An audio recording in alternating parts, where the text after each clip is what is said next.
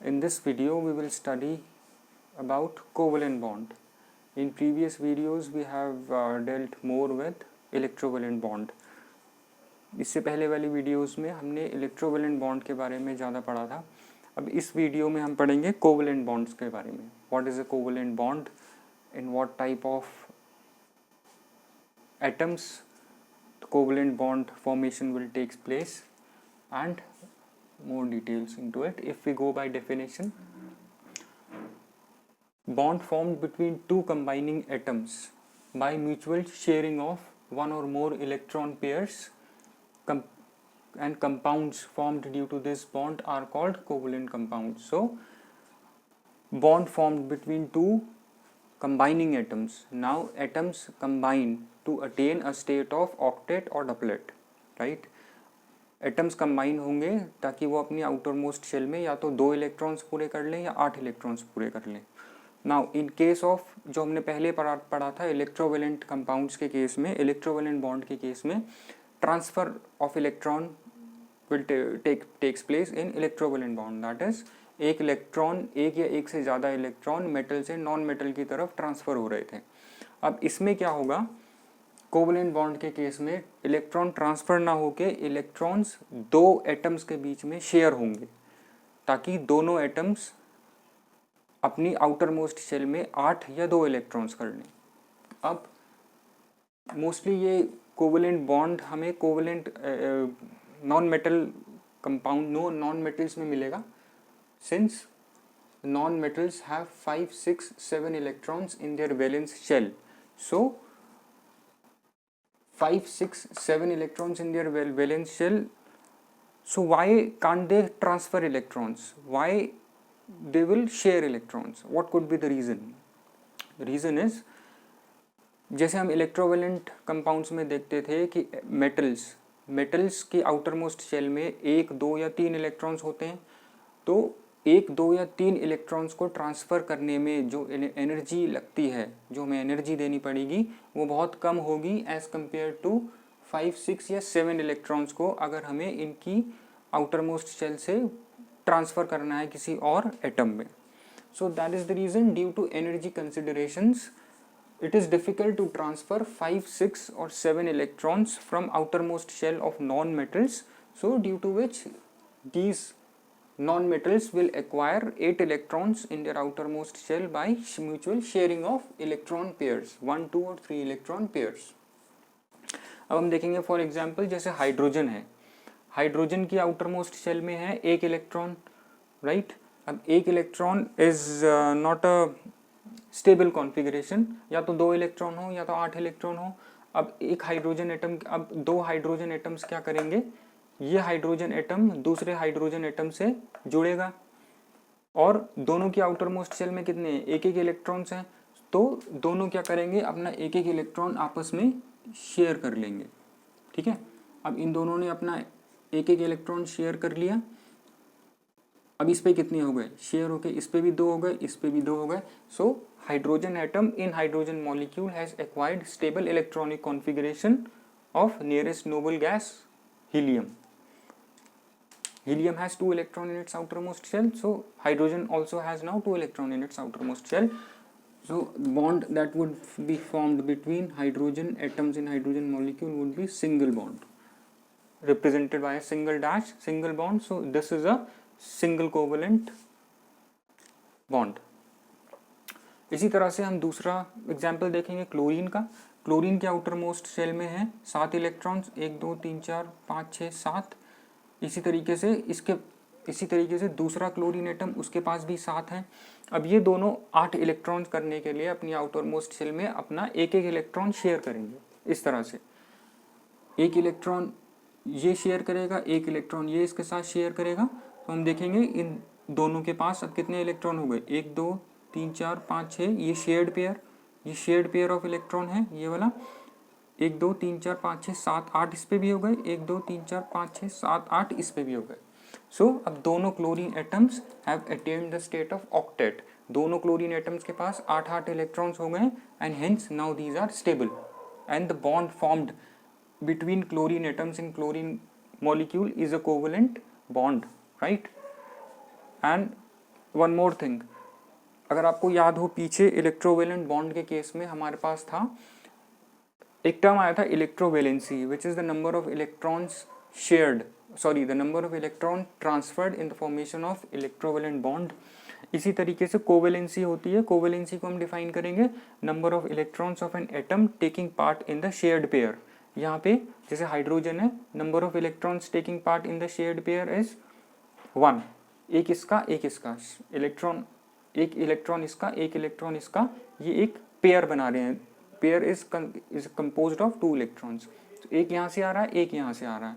So hydrogen की इसमें covalency कितनी हो गई? 1।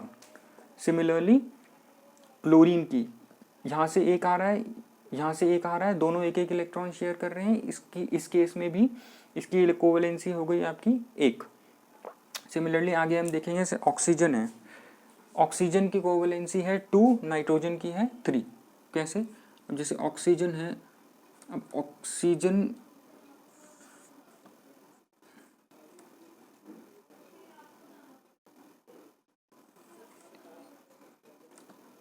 के आउटर मोस्ट में है 6 इलेक्ट्रॉन्स, 2 इलेक्ट्रॉन शेयर करेगा ये, ऐसे ही दूसरा ऑक्सीजन एटम आएगा, ये भी 2 इलेक्ट्रॉन शेयर करेगा, 2 इसने शेयर करे, 2 इसने शेयर करे। अब इसके कितने हो गए? ये दोनों अपना 2 इलेक्ट्रॉन शेयर करेंगे, 1 2 3 4 5 6 7 8, 1 2 3 4 5 6 7 8। अब दोनों के पास 8 इलेक्ट्रॉन हो गए, दोनों ने 2 इलेक्ट्रॉन शेयर करे। Both the constituent atoms, oxygen atoms are sharing 2 electrons, 2 electron share कर रहे हैं, तो इसकी कोवेलेंसी कितनी हो गई? 2। इसी तरीके से अगर हम नाइट्रोजन की बात करते हैं, नाइट्रोजन के आउटर मोस्ट में कितने इलेक्ट्रॉन्स होते हैं? 5 इलेक्ट्रॉन्स, 5 इलेक्ट्रॉन्स। तो नाइट्रोजन को अपनी आउटर मोस्ट में 8 करने के लिए कितने इलेक्ट्रॉन्स चाहिए होंगे? 3 और। It needs 3 more electrons to complete an octet.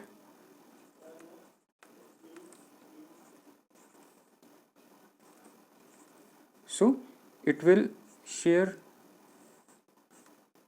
3 electrons. Each nitrogen atom will share 3 electrons to form a triple bond, right? ऐसे ऑक्सीजन में यहाँ पे थी डबल बॉन्ड कि 2 इलेक्ट्रॉन थे। इसी तरीके से ऑक्सीजन में हो, नाइट्रोजन में यहाँ पे होगी हमारे पास ट्रिपल बॉन्ड, क्योंकि 3 इलेक्ट्रॉन शेयर कर रहे हैं और 2 electron will form a single bond. एक बॉन्ड ये बनाएंगे, एक बॉन्ड मिलके ये बनाएंगे, एक बॉन्ड मिलके ये बनाएंगे। सो 3 pair of electrons triple bond, 2 pair of electrons this and this double bond.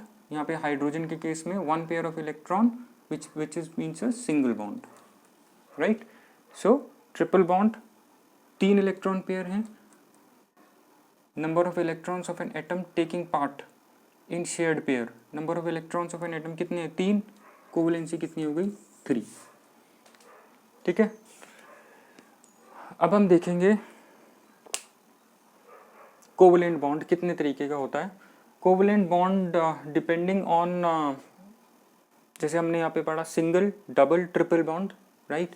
Covalent bond are of 3 types, single covalent bond example hydrogen, double covalent bond oxygen, triple covalent bond nitrogen, right? अब इसके बाद हम देखेंगे कि covalent bond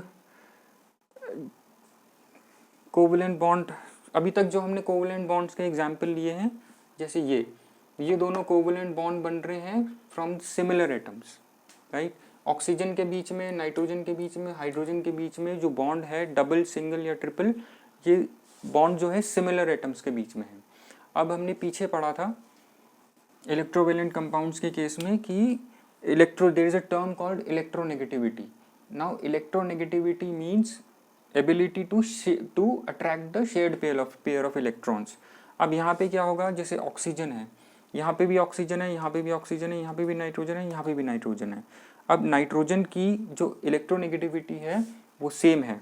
so इन दोनों की जो tendency होगी शेयर्ड पेयर ऑफ इलेक्ट्रॉन को अपनी तरफ खींचने की, वो सेम होगी, राइट? जब सेम होगी तो जो इलेक्ट्रॉन पेयर्स जो हैं, ये जो इलेक्ट्रॉन पेयर्स हैं, they are at equal distance from both the nitrogen atoms और ऑक्सीजन एटम और हाइड्रोजन एटम, राइट। इलेक्ट्रोनेगेटिविटी के केस में क्या होता है, अगर इलेक्ट्रोनेगेटिविटी यहाँ पे सिमिलर है, so this electron pairs are at equal distance from both the atoms, right. अगर इलेक्ट्रोनेगेटिविटी डिफरेंस होगा दोनों का, अब हम जैसे बात करें HCl मॉलिक्यूल की, HCl, अगर हम HCl की बात करें, हाइड्रोजन क्लोराइड की, हाइड्रोजन क्लोराइड का अगर हम बॉन्ड फॉर्मेशन देखेंगे तो हाइड्रोजन के पास है एक इलेक्ट्रॉन आउटर मोस्ट शेल में, इसको 2 इलेक्ट्रॉन करने हैं। सिमिलरली क्लोरीन के पास 7 इलेक्ट्रॉन्स हैं, इसको 8 करने हैं। तो ये अपना एक इलेक्ट्रॉन शेयर कर लेगा, ये अपना एक इलेक्ट्रॉन शेयर कर लेगा, इस तरह से it will form a single covalent bond, right. अब इस केस में सेम एटम्स थे, सो इलेक्ट्रोनेगेटिविटी दोनों की सेम थी, इलेक्ट्रॉन पेयर बिल्कुल सेंटर में था दोनों के, सो किसी ने भी कोई भी अपनी तरफ इस इलेक्ट्रॉन पेयर को ज़्यादा खींच नहीं पाया था। नाउ यहाँ पे हम देखेंगे क्लोरीन की इलेक्ट्रोनेगेटिविटी होती है 3, हाइड्रोजन की होती है 2.1, राइट। अब इलेक्ट्रोनेगेटिविटी ज़्यादा किसकी है, क्लोरीन की। अब क्लोरीन क्या करेगा, ये जो शेयर्ड पेयर ऑफ इलेक्ट्रॉन था, ये जो ऊपर शेयर्ड पेयर ऑफ इलेक्ट्रॉन था, ये इसको अपनी तरफ खींच लेगा, ऐसे ये शेयर्ड पेयर ऑफ इलेक्ट्रॉन को अपनी तरफ खींच लेगा। अब electron pair is a negative charge, electrons negative होते हैं, so this chlorine will develop a slight negative charge, और इलेक्ट्रॉन इस हाइड्रोजन एटम से दूर चला गया है, इलेक्ट्रॉन पेयर इसने अपनी तरफ खींच लिया है, so it is far from this hydrogen atom, so this will acquire slight positive charge, right. This is the reason. Polar and non polar covalent compounds, अब हम ये थोड़ा सा पढ़ेंगे इसके बारे में। Polar, this HCl is a polar covalent compound because it has developed polarity due to electronegativity difference. HCl has developed polarity in its molecule, due to which it is called as a polar covalent compound. And what is a non-polar covalent compounds? For example, if we take the example of methane, methane is a non-polar covalent compound, which means in solution it will exist as molecules, not as ions. Whereas अगर हम HCl को पानी में डालते हैं, HCl will exist as dipole. It exists as this. It will ionize into hydrogen ions and chloride ions. It's polar covalent compounds will get ionized in solution due to electronegativity difference. अब हम अगर methane की बात करें,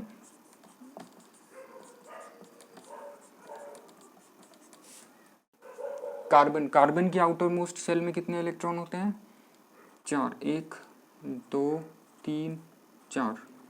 ऐसी hydrogen की outer most shell में है एक इलेक्ट्रॉन, ठीक है।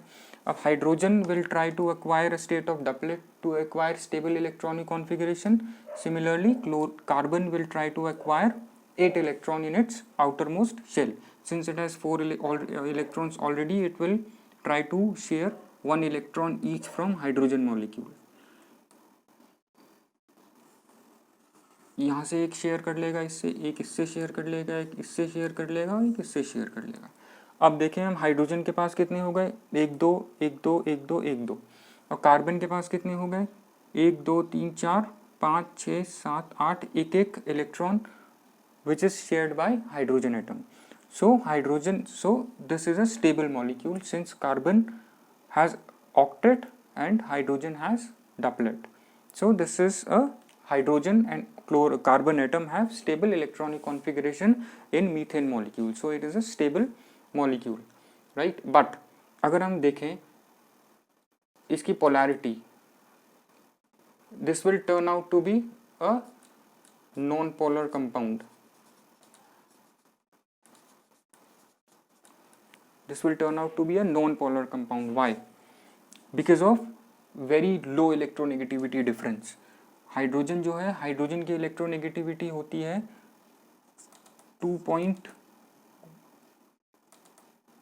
1, राइट। और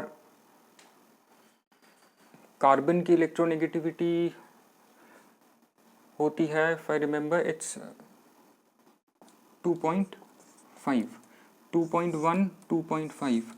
The electronegativity difference is very low, due to which it failed to develop partial negative and positive charges like it was in the case of HCl molecule. So due to which this will exist as a non-polar molecule in solution. If you dissolve it in water, it will not exist as ion dipoles. इस पे HCl पे इस पे positive पोल आ गया, इस पे negative पोल आ गया, so this इसको हम बोलते हैं dipole. HCl exist as a dipole in solution, where is methane के केस में methane will exist as a molecule, it will exist as CH4 molecule in solution. तो हम देखते हैं फर्दर, हम देखेंगे इसमें आगे हम जाके पढ़ेंगे that HCl although a covalent compound is a good conductor of electricity since it ionizes in water, whereas methane is not because it does not ionize in water and exist as methane molecules, right. So एक बार फिर से हम देखेंगे इसको. Covalent bond, what is a covalent bond? Bond that is which is formed due to mutual sharing of electrons between atoms, between non-metal atoms, similar or dissimilar. Similar like chlorine, hydrogen, nitrogen, dissimilar like HCl and methane. And this is formed between non-metals. Why? Because for non-metals it is difficult to transfer electrons, because it has 5, 6 or 7 electrons which require more energy to get transfer, right. So instead of transferring they will mutually share electrons with one another to attain a state of doublet or octet, to attain 2 or 8 electrons in its outermost shell. Due to the high energy requirements, electron transfer is not possible, right. The only way possible is to attain stable electronic, the only way possible, I'll just remove this.